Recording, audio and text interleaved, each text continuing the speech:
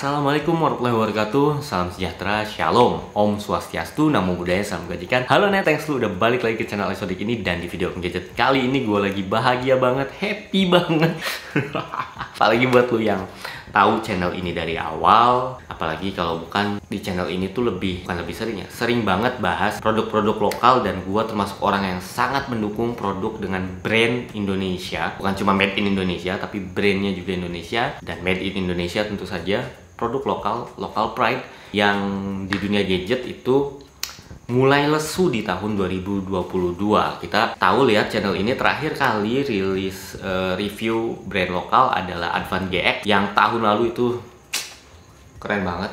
Kalau tablet sih masih banyak ya. Advan masih produktif, Evercost juga masih produktif. Tapi handphone terakhir GX, kita lihat Advan tidak keluar lagi sampai saat ini. Video ini rilis ya di 2023. Evercost juga sudah 2 tahun masih ngejual yang itu aja, masih Evercost Tera lagi, M6A lagi, M60 yang semuanya udah kita cobain nets gitu. Jadi itu lagi yang keluar dan belum keluar lagi. Mito sudah lama meninggalkan kita, dari 2020 dia sudah tidak berproduksi smartphone lagi, fokus ke elektronik. Kemudian sub-brand atau anak perusahaan dari Evercost, brand kelahiran dari Evercost itu adalah Luna. Terakhir kita cobain Luna G9, itu juga cakep dengan punch hole-nya. Akhirnya setelah puasa 1 tahun ada smartphone brand lokal ya, anak perusahaannya Evercost yaitu Luna, ngeluarin atau nge-launching lagi seri terbarunya. Ini dia Luna V6, ini hangat banget, baru banget launching 2 hari yang lalu dan 3 hari yang lalu. Akhir Januari, kemudian baru bisa dibeli di awal Februari tanggal 1. Jadi ini masih hangat banget, dan mari kita unboxing dulu. Oke, jadi kayak gini kemasan paketnya, baru banget nyampe dari Evercost ya, karena Luna memang grupnya mereka. Kita langsung dan kayak gini doang kemasannya, dan ini keren sih untuk kemasan handphone lokal, agak berani ya, dan kelihatan etnis ya, modern, etnis, dan vibesnya mewah. Jadi di sini ada foto produk Lunanya, di sini ada V6 dengan varian RAM 6GB. Saat ini baru 1 varian doang. Maksimum performance katanya ya, karena kita tahu ini sudah pakai Unisoc Tiger. Di sini ada nomor email dan segala macam. Yang gue pilih warnanya blue. Sebenarnya ada warna hitam nih yang di publish Luna di Instagramnya dan di websitenya. Tetapi gue penasaran aja birunya kayak gimana. Dia nggak publish sama sekali yang birunya. Atas Luna, bawah Luna, samping sini spesifikasi singkatnya atau unique selling pointnya. Layar 6,5 inci, octa-core ya, ini Unisoc Tiger, RAM 6GB, memori internal 128, baterainya besar 5000 mAh, kamera belakangnya triple dengan kamera utama 20 megapiksel, kamera depannya 8 megapiksel, dan sudah Android 12. Itu yang diharapkan kalau beli handphone lokal, kalau bisa yang Androidnya sudah yang terbaru. Biasanya dia tidak dapat update atau naik dari Android semula. Di bagian belakang ada tulisan yang hampir sama seperti di samping, cuma ada tambahan di sini dia punya WiFi. Tentu aja, ngapain ditulis ya? Bluetooth yang tidak ditulis versinya berapa, GPS on the go, dan USB Type-C. V6 support 4G. Kemudian ini buatan Evercost Mobile Indonesia, alright reserved. Jadi emang desainan dari Evercost gitu ya, dan diproduksi juga di Evercost di Semarang. Handphone lokal yang kita tunggu-tunggu, dengan tidak ada segel stiker seperti biasa buatan Evercost ya. Biasanya dia malah segelnya itu, atau stiker segelnya adanya di dalam. Oke. Apa isinya? Hai. Tentu saja ini handphonenya. Duh, jadi deg-degan, udah lama nggak megang handphone lokal dan akhirnya ada lagi yang baru tuh. Rasanya gimana gitu. Oke, gurih. Nanti kita lihat. Ini ada khas Evercost dan Luna. Ada penampangnya itu bukan dari kardus seperti di brand-brand global ya. Ini lebih cakep, pakainya plastik, lebih niat. Nah, ini ada box tulisannya Luna, isinya hard case. Sudah ditulis no hard case, padahal isinya soft case. Nah, ini mirip yang ada di Evercost Tera S6. Jadi ada bumpnya. Nah, ini bagus nih, case, dapat case yang seperti ini. Ada kotak lagi berisi tulisan Luna. Ini pasti isinya buku, kartu garansi, sorry. Terus Kartu garansi, buku manual, dan juga SIM tray ejector yang disusun rapi. Ini gue salutnya sama brand lokal. Modelan brand yang udah global aja kayak Infinix berantakan isinya. Even Nokia pun di beberapa tipenya 5.3, 5.4 berantakan. Tapi kalau brand lokal yang gue salut, oh ini ada satu buku lagi ya, sama white juga. Yang gue salut adalah kerapihan penempatannya, semuanya bener-bener dipikirin tempatnya, lebih niat. Nah ini ada plastik lagi nih penampangnya, bukan cuma lekukan-lekukan kertas, ada charger di sini. Wah mohon maaf ini keras banget dikeluarin dari plastik ininya ya. Bagus. Chargernya sayang sekali hanya 5 volt 2 ampere. Untuk baterai sebesar 5000 mAh, gue yakin kalian akan ngecas sambil tidur. Biar nggak nunggunya lama. Terus ada kabel data warnanya hitam dan dibungkus rapi begini. Dia sudah USB Type A ke USB Type C. Dan seperti gue bilang tadi, stiker segelnya pasti ada di dalam dan belum dipasang. Ini khas banget Evercost ya. Ini ada silica gel juga. Lanjut, ini dia CV6-nya. Ya, kita selongsongin aja dan berat, berasa kualitasnya. Oke, dan di sini ada stiker IMEI yang kita coba kletek ya. Oh, ya sayang banget stiker IMEI-nya berbekas net. Terlalu kuat lemnya. Kemudian di bagian depannya itu sudah dipasang anti gores. Jadi komplit, casing ada, anti gores sudah tersedia. Tapi kita kletek dulu pelindung anti goresnya. Nah ini udah ada anti gores, sudah dipasangin. Nah, ada brand yang belum masangin anti goresnya. Build quality-nya jempolan. Ini salah satu handphone lokal yang terbaik yang gua pegang finishingnya. Oh sorry, ternyata ini ada pelindung plastiknya nets. Jadi ngapain gua tadi keletekin itunya ya, IMEI-nya. Mulus. Gue suka sekali seperti ini. Kita lihat dari build quality-nya dulu. Ini solid banget, rapi, tidak ada renggang-renggang, dan kelihatan banget ini sudah sesolid handphone-handphone dari brand-brand global. Bahkan gue bilang ini lebih baik ya dari handphone global yang harganya 1,5 jutaan, 1,6 jutaan. Nah, bagian framenya sudah kotak ya, udah tren 2022 gitu ya, udah kekinian banget, tren yang masih berlanjut hingga saat ini gara-gara iPhone. Nah tapi asiknya dia nggak bener-bener langsung dari frame rata ini langsung ke backcase yang flat, tapi dia ada satu undakan lagi yang agak miring edge ya, cutting edge, sehingga dipakainya nggak terlalu tajam sudut-sudut ininya, masih nyaman di genggaman. Jempolan banget solusi dari Luna V6 ini. Kemudian backcase-nya, kalau gue rasa ini dingin nih di cuaca hujan yang dingin gini. Jadi gue nggak tahu dia pakai backcase-nya kaca atau plastik, tapi ini rasanya kayak kaca net. Serius. Ya silahkan, mungkin pihak Evercost mau meralat ini kaca atau plastik, tapi dingin. Nih rasain dingin dan tuh kaca sih. Kalau gue menyimpulkan ini kaca, beda. Jadi bagian framenya plastik, bagian ininya kaca, dan kita lihat ada sedikit gap yang menandakan kalau ini kaca yang terpisah gitu di sini. Good. Ini handphone dengan material dan build quality terbaik di harga 1,6 juta, bahkan mengalahkan handphone yang global, brand global. Kita lihat ya, brand global ada apa sih di harga segini. Yang lagi gua pegang ya, ini secondary driver gua, Narzo, flat gaya kekinian. Nah, nih lihat nih, ini flatnya begitu frame ini flat, dia langsung rata di sini dan tajam di genggamnya. Kemudian dari frame ke sini ini sebenarnya kayak satu kesatuan gitu doang. Semuanya looknya plastik, dipegangnya plastik ya plastik. Tapi ini kokoh sih, sama kokohnya. Gua build quality-nya.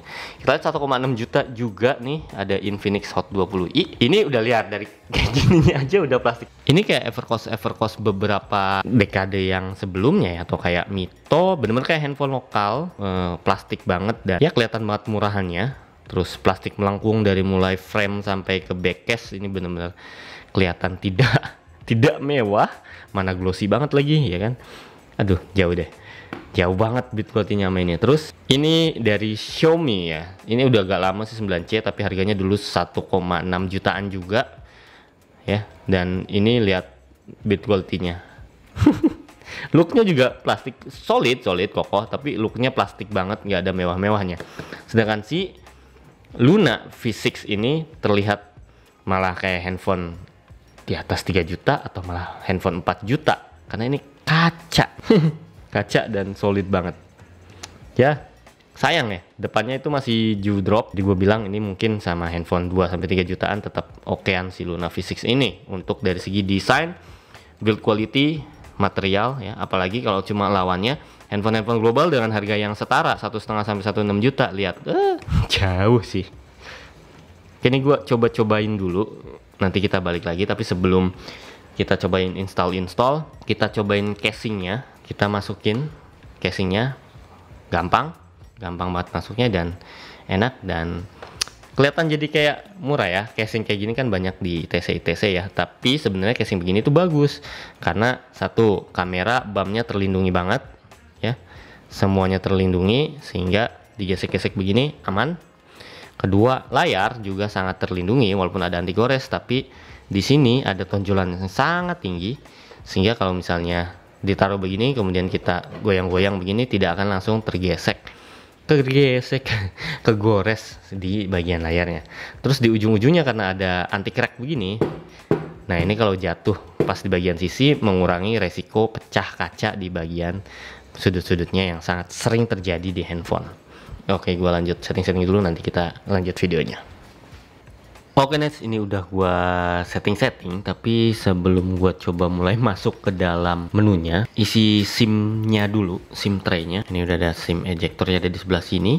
Nah, dia sayangnya hybrid nih, padahal dia brand lokal dan harusnya mengerti dong kebutuhan orang Indonesia lebih membutuhkan yang dual slot SIM plus 1 micro SD sekaligus. Ini memilih 2 SIM atau 1 SIM plus micro SD. Ya, walaupun memori internalnya sudah cukup luas untuk kelas harganya 128 GB. Itu dulu di sisi belakang yang sudah gua klaim kaca ini. Tadi gua pas abis coba tes Core Antutu, dia di bagian sini cepet merambat panas ya, khas kaca. Terus pas cuaca hujan kayak gini di bagian sebelah sini ya dingin-dingin aja gitu. So gue bisa pastiin ini kaca. Sama kalau kita bandingin dengan yang sama-sama 5000 mAh Infinix juga nih yang baru, tetap berat ini. Mungkin bobotnya lebih berat karena ya itu tadi materialnya kaca lebih keren gitu Net. Terus di sisi sebelah flat yang sini ini ada fingerprint plus tombol power, tombol volume. Di bagian bawah ada speaker, kemudian ada USB Type C, ada jack audio dan juga mikrofon. Bagian sisi sebelah sini ini ada smart button. Ini Nokia banget. Ya, Nokia banget. Ada smart button yang nanti bisa lu setting. Kemudian ini ada SIM tray yang tadi udah kasih lihat. Bagian atas kosong. Dan bagian depan itu ada kamera BAM yang masih dewdrop, bentangan layar 6,5 inch yang cukup nggak kepanjangan banget. Ini sedang lah segini, kecil banget juga enggak gitu kan. Terus ada ini yang kelihatan nyala di kamera, sensor-sensor cahaya ya, bukan LED notif. Kalau di mata nggak kelihatan. Ada earpiece. Bagian bawah dagunya segini, bezel kanan kiri atas cukup tipis ya, bagian bawah aja yang tebel, khas lah handphone di bawah 2 juta. Dan layarnya ini bagus banget IPS-nya. Ini gue baru juga nih nemuin handphone lokal yang layar IPS-nya secakep V6 ini. Di keterangan dikasih tahu ini resolusinya HD atau Full HD, dan gue sendiri biasanya kalau HD kayak di Nokia 5.3 dan lain sebagainya langsung kelihatan oh ini HD karena tulisan-tulisannya kelihatan pixelate. Ini gue entah ini Full HD atau HD gitu ya. Nanti coba kita tes dari screenshot ya. Nah, sekarang coba kita bandingkan fingerprint sensornya dengan handphone yang harganya 4,5 juta ini, Realme 10 Pro, sama-sama disampingkan seberapa cepat ya. Oke. Nah, yang 4,5 juta aja kadang-kadang agak susah responnya lah. Nah tuh, nggak tahu kenapa nih di Realme, mungkin butuh update kali. Di Realme 10 Pro agak lambat ya, bukan lambat sih, kadang-kadang miss. Nah ini tuh cepet banget dan jarang miss gitu. Gue mau agak geser sedikit, agak ujungnya doang seperti ini, tetap kebaca. Good job. Tapi ya bukan berarti gampang security-nya nggak bagus ya, karena tuh jari lain dia cuma bergetar-getar doang, nggak nerima. Oke, cepet banget. Ngalahin yang 4,5 juta untuk sementara ya.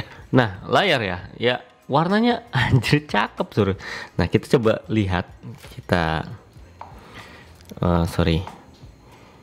coba buka screenshot, kita lihat rinciannya. Oh masih HD Net 1600 x 720. Berarti berhasil menipu mata gua. HD-nya ini bagus kayak Full HD gitu ya. Lanjut, itu masalah layar IPS HD berarti menu-menunya ini menu pertamanya seperti ini, dan ini mirip handphone Nokia dengan Android One seperti Evercost yang terdahulu ya. UI-nya tuh hampir tidak ada Evercost-nya. Ini pure Android gitu kan. Seperti Google Pixel gitu ya. Dan ini tuh jadi membuatnya jadi enteng banget. Pertama, RAM-nya jadi 6 GB dan ya lebih gede daripada HP lain di kelasnya, dan UI-nya ya Allah lancar banget dan minim bloatware. Bandingkan dengan lagi-lagi yang harganya 1,6 jutaan juga, Infinix.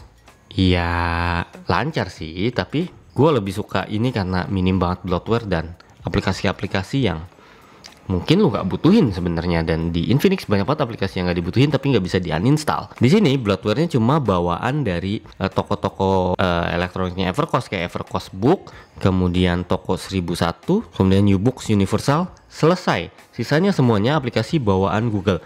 Bahkan tidak ada aplikasi galeri seperti bawaan UI-nya Realme atau yang lain sebagainya. Di sini cuma ada Google Photos ya. Galerinya pun pakai Google Photos gitu net. Dan ngomong-ngomong soal memori, ketika dia pertama banget belum gue installin, ini udah gue installin Antutu Scores dan lain sebagainya. Pertama banget itu kan 128 GB, kepake sistem cuma 6,2 GB dengan total 6,4 GB keseluruhan dengan aplikasi bawaan. Artinya aplikasi bawaan cuma 100 MB doang, 169.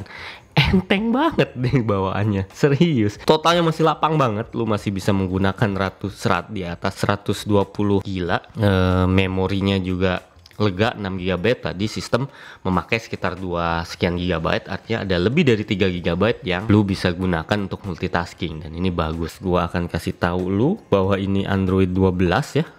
Tentu saja ya, lihat di sistem update sistemnya, ini Android 12 dengan patch yang terakhir di 5 Desember net, artinya udah lumayan baru ya. Dan kalau diperiksa ini masih belum dapat update. Mudah-mudahan nanti Evercost atau karena ini Android murni, mungkin bulan Januari update-nya akan tersedia beberapa saat lagi mungkin ya. Yang udah sih di Evercost Tera pernah gue coba, di M6A pernah gue coba, itu dapat update walaupun tidak sesering di Nokia. Ini tetap dapat update kok. Cuma untuk versi Androidnya gue sih sanksi, karena belum pernah sih gue lihat handphone lokal yang dapat kebagian Android baru. Nah, uniknya dia ada beberapa fungsi khusus net. Yang tadi kelihatan kan ada tombol V6 ini mengingatkan gue sama Nokia 5.3, dimana kalau kita klik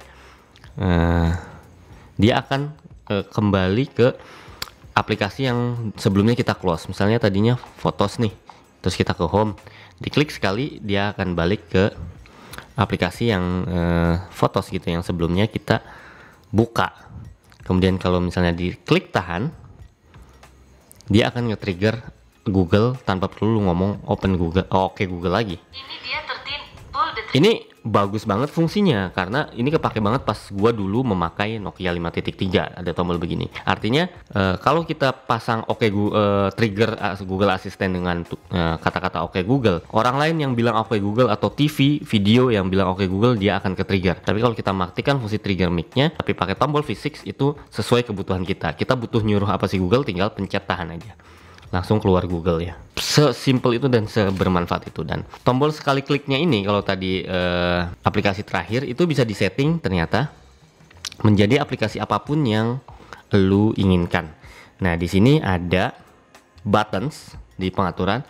Nah, kita bisa buttonnya menjadi aplikasi apapun yang nantinya lu install dan ingin diklik di sini gitu ya. Akan bahas kameranya. Di belakang ada kamera 20 megapiksel dengan 2 kamera yang fungsinya cuma depth sensor dan juga AI. Artinya tidak begitu fungsi sebenarnya yang 2 kamera lainnya, kecuali ultrawide sama makro baru deh berasa. Kalau ini ya kita anggaplah berasa yang 20 megapiksel doang. Kemudian di depan ada 8 megapiksel. Untuk menu-menunya khas banget Android Vanilla. Di sini ada mode otomatis, shutternya cukup lama kalau di kondisi gelap begini. Kemudian ada mode AI yang di sini lu bisa setting. Kalau di mode AI itu ada filter, ada cell beautify, dan ada Google Lens. Tapi kalau di mode otomatis cuma ada beautify doang. Ada mode manual yang ini juga jarang terjadi di handphone lokal. Bisa manual fokus, ISO, sampai shutter speed, dan white balance-nya kita bisa atur. Mode potret ya, mode tegang ini maksudnya mode potret. Jadi mode-mode bokeh yang seharusnya sekarang sudah tidak artifisial banget ya. Nanti kita cobain. Terus mode panorama. Geser lagi ke sisi yang berlawanan arah. Di sini ada mode video, dan videonya itu sekilas tadi gue cukup stabil, walaupun tidak ada keterangan ini pakai EIS atau tidak, tapi nggak geter banget. Nanti kita coba tampilin hasilnya. Dan ini sudah Full HD 30 fps, paling tinggi resolusi kamera belakangnya. Sedangkan untuk kamera depan, videonya mentok di HD 720p, jadi belum bisa sampai Full HD kamera depan. Kemudian ada mode lainnya, di sini ada mode Pro malam, ya artinya night mode sebenarnya ini. Kemudian ada time lapse standar ya, slow motionnya juga bisa, foto audio, dan scan QR code. Untuk kamera belakang, gua rasa ini cukup bagus di kelasnya, di kelas harga 1,6 jutaan. Dan untuk handphone lokal ini salah satu yang terbaik setelah Advan VX ya. Sayangnya untuk kamera depan ya sangat berbanding terbalik mungkin dengan Advan VX atau handphone lain yang harganya segini. Ketika kita ke kamera selfie, ini udah kelihatan banget kalau ini adalah handphone lokal. Cukup apa ya, cukup kelihatan handphone lokalnya. Untuk kamera depan 8 megapiksel inilah warnanya ya kayak gitulah, nggak bisa dibilang bagus gitu. Kemudian untuk mode portrait, dia juga bisa di kamera depan, tapi seperti yang kalian akan duga, bokehnya juga tidak terlalu bagus. Tapi intinya sekarang bokehnya udah ngikutin pola gitu. Kalau dulu di Evercost atau Mito atau apapun yang lain dulu, bokehnya tuh cuma lingkaran begini nih. Sisanya bokeh kayak editan.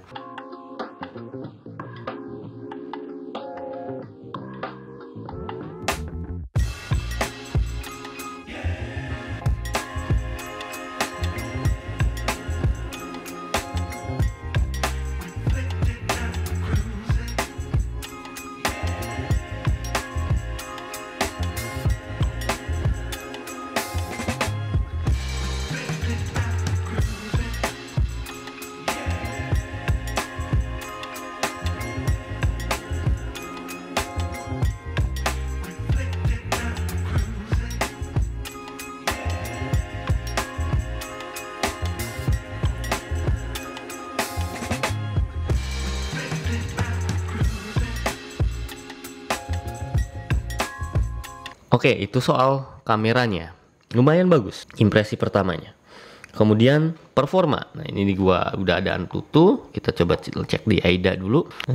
CPU-nya ini Unisoc T616 ya. Kodenya seperti ini. Kalau di Antutu kelihatan sih. Nah, ini Antutu skornya 233 ribuan dengan Antutu 9.4. Dan coba kita bandingkan lagi-lagi dengan Infinix. Karena rival terdekatnya ya dengan harga yang sama, itu separuhnya 110.000 doang, kurang dari separuhnya. Itu pun si Infinix ini dengan Helio G25 nya dia tidak bisa memakai 3D Antutu 3D benchmark yang versi full, versinya light. Versi light aja dapatnya segini, sedangkan ini pakai yang versi full dong, bukan yang versi light, dan hasilnya lebih besar ya. Unisoc T606 memang sekencang itu sih untuk di kelasnya gitu ya.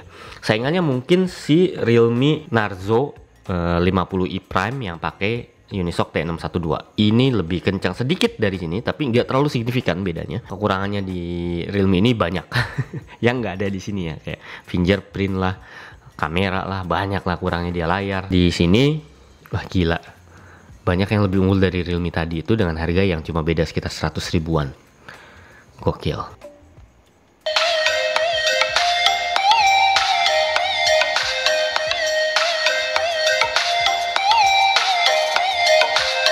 So itu dia Nets, udah gua unboxing, udah gua kasih review singkat, performanya, kameranya, desainnya, layarnya, sampai itu ke audionya, terus fitur-fitur uniknya. Nah, gue punya satu kesimpulan bahwa lu punya budget 1,6 jutaan, ini harganya 1,7 sih, 1,6 juta, 1.699.000. Lu punya budget segitu, ini yang terbaik. Silahkan beli ini, karena udah gue lihat handphone keluaran baru ya di 2022, beberapa bulan ke belakang lah, 3 bulan 4 bulan ke belakang, itu di harga segitu paling kalau Redmi itu ada 10 10A 10C ya, tapi harus nambah sedikit ke 10C. Dan gue punyanya 9C sih, sama 9C ya kalah gitu ya. Kemudian Realme Narzo 50i Prime, chipsetnya lebih bagus, tapi lain-lainnya tidak bagus gitu ya, tidak sebagus si Luna ini.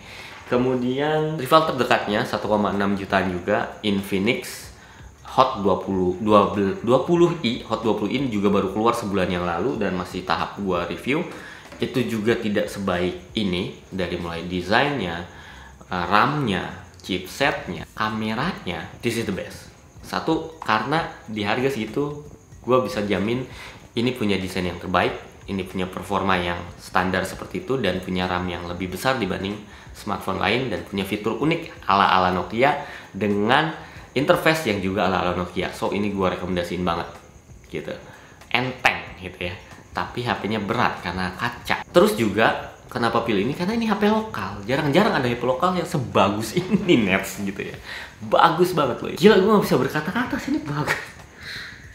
Udah gitu ya. Kita bandingin sama handphone Realme yang lagi gue review juga. Nah, sama-sama biru ya. Ini Realme 10 Pro, harganya 4.600.000, 4.599. Sama-sama flat ya. Bobotnya lebih berat ini, lagi-lagi karena ini full plastik. Dan frame-nya bagus, fingerprint-nya ternyata lebih lebih akurat ya, lebih banyak suksesnya di ya ini karena lebih mahal, jadi dia 5G, chipset lebih bagus, layar lebih bagus gitu, harganya juga berkali-kali lipat gitu ya. Tapi dengan dilihat dari desainnya aja nih, really ini build quality dan desainnya bener-bener jauh dari bayangan lu tentang HP lokal yang dulu-dulu beberapa tahun yang lalu. Ini sih udah layak banget. Mungkin kita ekspor pun ya keluar dengan brand Indonesia ya, Evercost atau Luna, jual di negara lain, ini juga udah layak sebenarnya. Apalagi ya, selanjutnya tinggal gua tes hari-hari, kemudian kameranya seperti apa, tes-tesnya. Ya mungkin gue cobain semingguan dulu kali ya sebelum bikin video reviewnya. So jangan lupa subscribe video channel Alisodik supaya lo gak ketinggalan video review dari Luna V6. Dan cintalah produk-produk Indonesia karena produk Indonesia sangat bagus. Mantap, serius mantap. Gue gak mengada-ngada ya, bukan karena Om Jejet selalu mendukung handphone lokal, semua handphone lokal dibilang bagus. Enggak, ini beneran bagus. Setelah Advan GX, kalau dibanding Advan GX ini lebih murah, jadi wajar chipsetnya lebih rendah, kameranya juga tidak sebagus Advan GX. Cuma untuk desain gue lebih rekomendasiin ini, harga juga lebih mantepan ini. So gue Alisodik pamit. Videonya panjang banget, padahal cuma quick review sama unboxing, tapi ini bukti kegembiraan gue akan hadirnya Luna V6 ini, dan mudah-mudahan lu juga bisa ikut support produk lokal seperti ini. Kalau sampai udah bikin bagus, HP bagus begini terus nggak laku, Evercost-nya bangkrut ikut-ikutan kayak Mito ya, nggak jual smartphone lagi, ya lama-lama nggak ada brand lokal. Kalau bukan kita, siapa lagi yang support brand lokal kita sendiri? Ya kalau emang lu udah punya handphone bagus yang mahal kayak gini, ini jadi secondary driver pun gue rasa pilihlah yang lokal gitu. Karena yang sampai sejutaan kan Infinix, Realme, Xiaomi banyak, tapi gue saranin pilih yang lokal. Wassalamualaikum warahmatullahi wabarakatuh. Dadah.